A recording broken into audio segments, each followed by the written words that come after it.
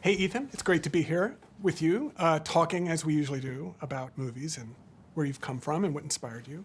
I'm really curious about what film struck you the most. Maybe it's your first film or the film that made you want to work in movies. Well, first of all, Greg, it seems really funny to be talking to you like we're in an interview We're when I so actually know formal. you really well.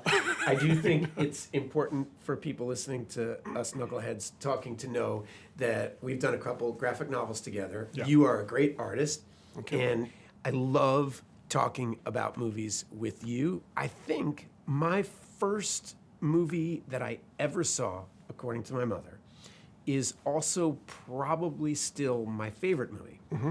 My mother brought me to see One Flew Over the Cuckoo's Nest when I was 5 years old. Now, obviously I don't remember that. She said I liked it a lot. I sometimes think I have this vague recollection of that sink being thrown through the window, but Yeah. I probably If you were don't. 5, that would be the thing you would remember. Whatever happened when I saw it again, 16, 17, they had it at our school library. You remember, like, you could go to the, what do they call it?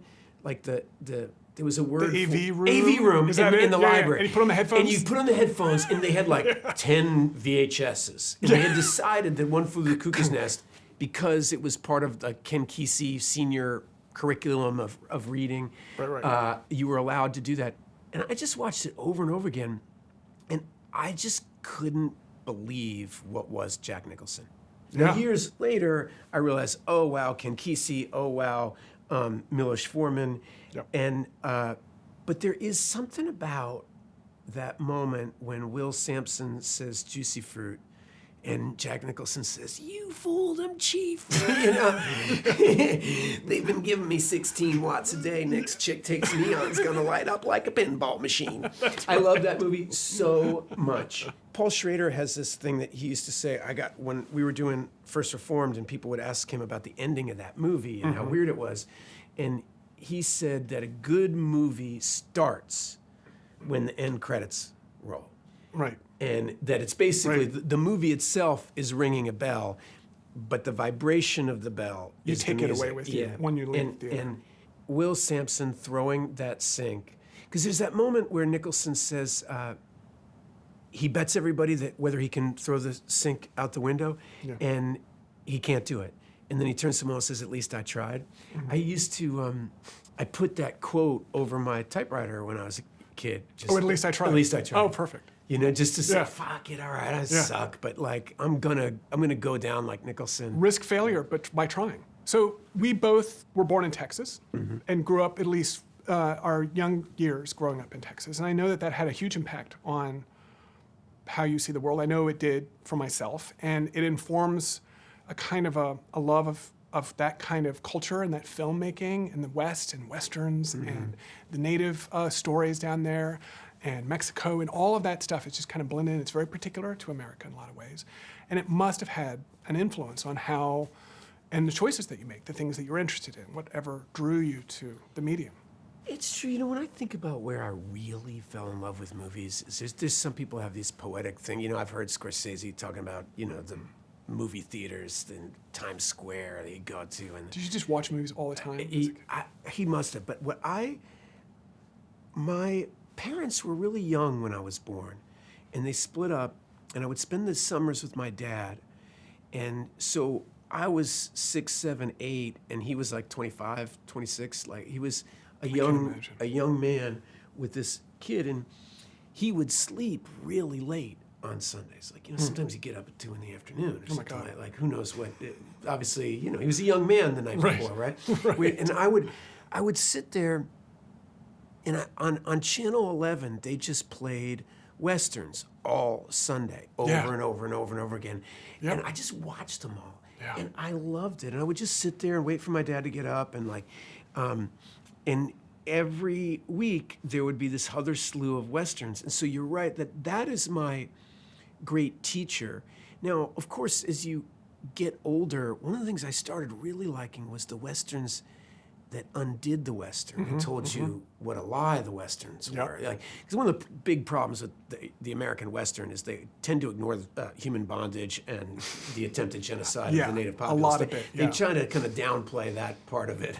Yeah. And as you get hip politically and you start seeing the world you're living in, you start realizing what myths they are and that they function kind of as myths. But one of the two that I wanted to talk with you about today is Judge Roy Bean and Buffalo Bill, which are two pseudo-Westerns, but they're really unraveling the myth-making. Through character. Through character. And so, but that had definitely, you know, when I saw Dazed and Confused, it blew my mind because, you know, Rick was dramatizing something that you saw and that I saw, but also it's a part of Texas. That's part of why Last Night at the Alamo I wanted to pick which is such a Texas movie, but it's also kind of connected to American Graffiti. It's kind of connected to Dazed and Confused, but it's certainly tied to 1983 Texas being 13.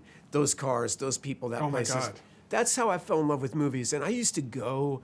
So my dad would do that when I was with my mom. She didn't have a babysitter either, and she used to leave me at the mall, and I would buy one ticket and spend all Saturday. Did you have those dollar cinemas? Like we had like the, you know, for $1 you could go in, and the teenagers run the place, never monitored, and you could spend the whole day. I remember I'd go from Sharky's machine, some lame-o, you know, Right. Burt Reynolds vehicle, which I loved, Yeah, to some other, you know, to a horror film. To And Benji I had the unique experience, or kind of rare experience of also getting cast in a movie when I was 13. Young. So I went to Hollywood. I was just, you know, as part of a random search. I kind of loved acting as a kid, but all kids love acting. I can't, not in any special way, but I auditioned for this big Hollywood movie with Joe Dante directing, and I got, at 13, a world-class education. Yeah. Joe Dante is a film scholar on par with Linklater, Scorsese, Quentin. You know, there's a few reigning librarians of cinema, you know, and Joe Dante's right up there. And one of the things that I love about him is he had no separation for what was high art and what was low art. There was people who cared about what they were doing, and the people who don't care about what they're doing. There's people that put thought into it and people who don't put it. And he hated something that was pretentious, and he hated a bad horror film that nobody put any thought into it and was just relying on blood gags and weird things like that. And so this is a guy who could talk to you about Bergman and talk to you about every Roger Corman movie and what made which one great and he loved comics. Yeah. I came home from that experience. The movie was a big failure. I didn't have any more auditions. As I heard one executive say, America has cast its vote for Ethan Hawke and he's not a star. You know? That's right. I was like, imagine hearing that at 14, you're like, Oh, it's not right. It's too. Anyway, this is why it's so hard to see kids. and that's in these why things. it's kids in the professional How world. long between that film and you doing Like Poet Society? It was like four years. 4 years. But you know, those are big years. Yeah. 14 to 18. And it's an epoch. It felt, Explorers in the Joe Dante, it felt like a dream of somebody else's life by the time I did. Right. And even though it was only 4 years later, which is nothing to me now. But it was simultaneously the invention of the VCR.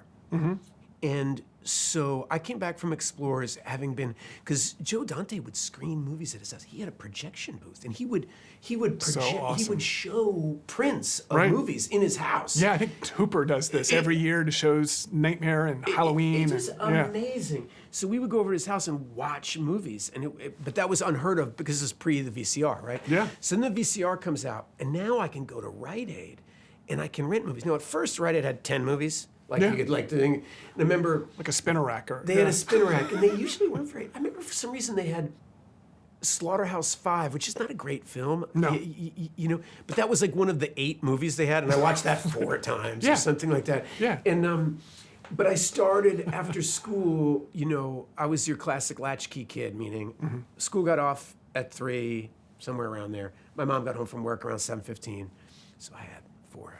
A couple of movies. I could either destroy my life with drugs and alcohol, or take a break from that for a little while. And watch Dirty movies. Dozen twice in a row. Yeah. And so I had a group of friends, and we would go over, and we actually had a VCR and a black and white monitor. Like my mom wouldn't spring for a color TV.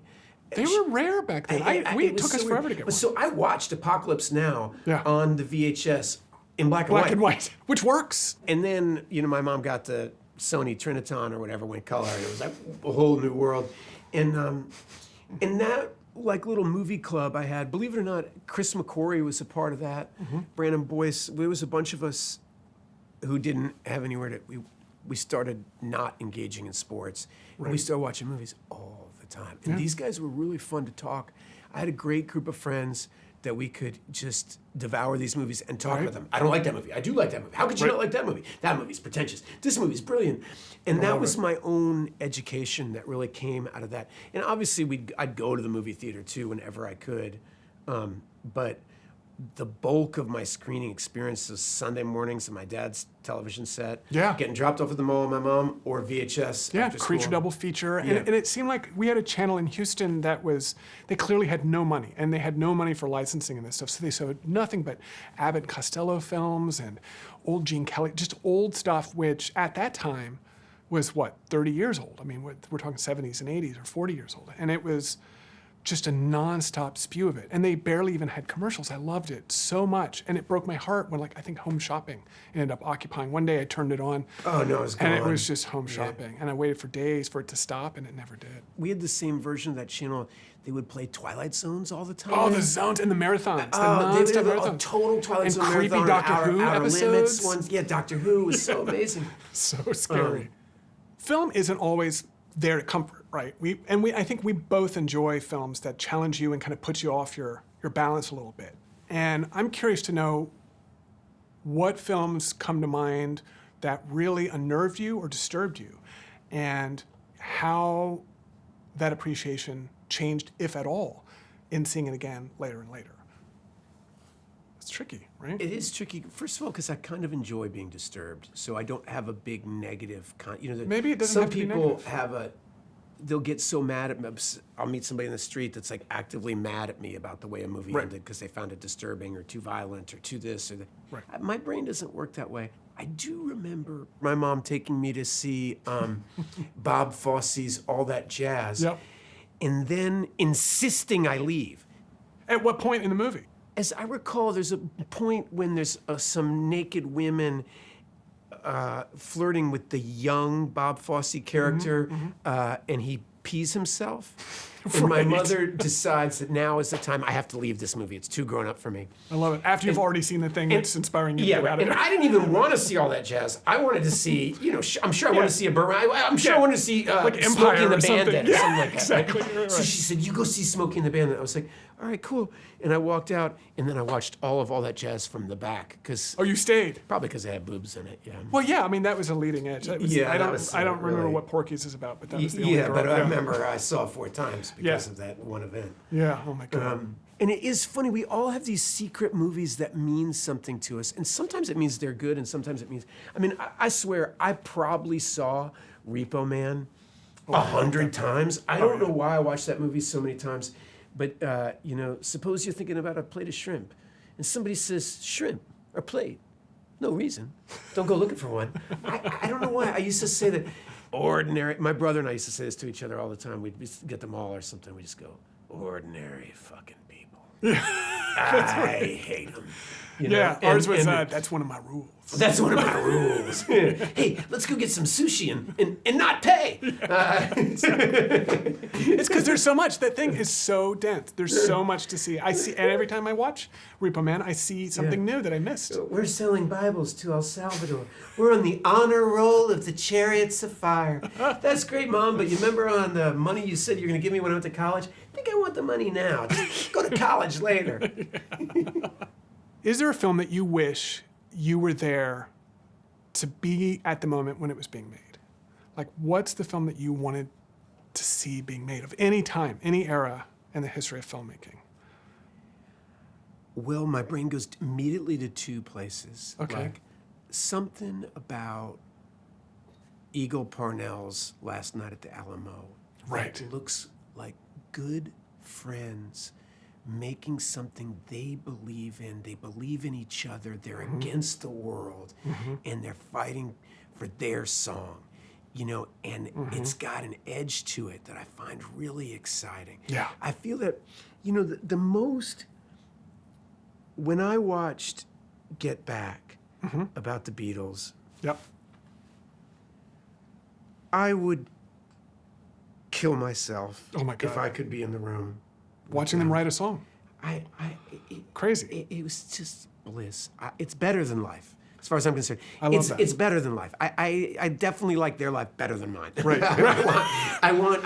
People say, "Oh, I'm glad to be me." Well, no, I'd definitely rather be a Beatle. So that's you liking this the constructing of these films. Is that coming from you as an actor or as a writer or as a director? Do you think that they all There's this thing Mike Nichols said in an interview once about the things he was most proud of came from the intersection of collaboration. And he most specifically noted the end of The Graduate, which is he actually couldn't tell. It's one of the most famous iconic moments of history. And he couldn't tell you whether that was his idea, the writer's idea, Dustin Hoffman's idea, the cinematographer's idea, the actress's, Catherine Ross's idea, because it came out of the fact that it was raining and Dustin didn't want to do that and she didn't want to do that and the DP thought it was better if they sat over here and I didn't like that line and Dustin didn't like. And then this magic thing that came from the collaboration happened. When I watch Get Back and I see the energy, when Billy Preston walks in the room and starts playing the piano and you watch them all take off, it's just the intersection of human beings. And like Cassavetes or Eagle Pennell, these people, you feel like it isn't one person with this auteur authorship. It's born out of this creativity of spirits meeting. Now that's one thing I wish. Another part of me would love to know what it's like to make something as great as Raging Bull. I just. And do you know you're making it? Like, what is it like to make a masterpiece? Something that's undeniable, something that's perfect. So when I think about certain movies, Godfather, Raging Bull, Do the Right Thing, there's certain things in my mind that are just a flat-out masterpiece. Yeah. And one work of art that rockets through time like that. That's right. It will always so be it's like around. one part of me's process and one part of me's result. Yeah. You know what I mean? Well, because the process, the result is the reward of that process. And I don't know, did they have fun making The Godfather? Was Raging Bull just a ton of work? Or were they having fun like Eagle Pennell? Right. I don't know. Right. Apocalypse Now was apparently a miserable nightmare the whole time, but what a magnificent... We're still watching new cuts of it, 50 years That's later. right. We want more and more and more. Yeah, more. Yeah. So I think that'd be my two choices. One is process, one is result. I want to make a masterpiece and be a part of that. And I would love to just get in there and get messy and dirty with good friends. Right, because you end up all coming together to become a new thing in that moment. And it is an intermix, like chemistry. If there's the wrong person is in that room, that doesn't happen. That click, that moment in The Graduate doesn't get figured out because it wasn't the right person or the right element. As an actor, it's really funny. A lot of directors are super controlling. Right. And they're so controlling that they're only looking for what they want to see. Even though somebody might be over here doing something way more interesting than they dreamed of. And one of my first experiences was with Peter Weir on Dead Poets Society. And he had this ability to really invite in other people's creativity. And it's a rare thing. It's really rare. Linklater has the same thing, this confidence that doesn't result in trying to have power over you. It's a confidence to empower the whole room.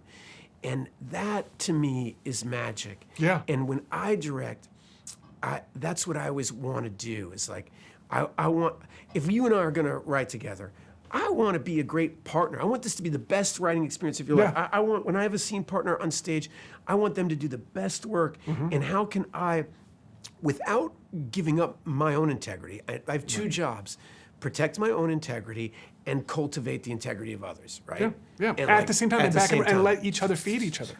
And that's when it's the most fun. And that's when, like, I don't, we talk about this all the time with the books that we've done. I don't remember. We'll read a line and it'll feel unfamiliar to me. We both, one of us wrote it. I know. I don't know who it was, but it's just the best feeling. yeah, It's the best The lack feeling. of ownership, the Yeah. lack of pride. Where did that come? That's funny. That's good. Yeah, you said that. I didn't say that. You just telling me I said that. Like you're no. Remember we were on the train and you said I did. Yeah. Awesome. It's because That it must doesn't be matter. great. Yeah. It's, it kind of doesn't matter that Ridley No, it Scott let doesn't the matter. camera run It while doesn't Rutger matter, Hauer 'cause did that speech, The ideas. I mean, I heard Ringo Starr talking about this, about what any documentary about the Beatles misses is that it was actually a psychic experience. All the songs and energy and stuff were a continuation of another conversation. The reason why Lennon and McCartney were giving each other credits on songs they didn't write is because it was part of a dialogue part of it anyway. they were having. Like, that was a line you said at dinner 2 nights ago, or that was a rhythm that we picked up at that party from that Right. other, or I'm riffing off that thing you said about Chuck Berry. You Right. know, I mean, it was a psychic experience, and I Right. think good collaboration is psychic that way. Right. And there's something wrong about trying to individualize those moments, like trying to unmix the cream out of the coffee. It just Yeah. doesn't work. It's not possible. People and you try to do shouldn't that try. with Julie Delpy and Linklater Yeah. and I about that. Like, who Right. wrote that? Who wrote that? And like, nobody. It Doesn't matter. It couldn't have happened without any one of us. We all did Had it. to We be all there. took care of each other. We all watched each other's back. We all goosed each other's writing. We all made each other's bad stuff good. And we like, it was all in service of this thing that was bigger than any one individual. Yeah. And Yeah, you need the sun, the moon, and the stars. yeah, all of it, baby.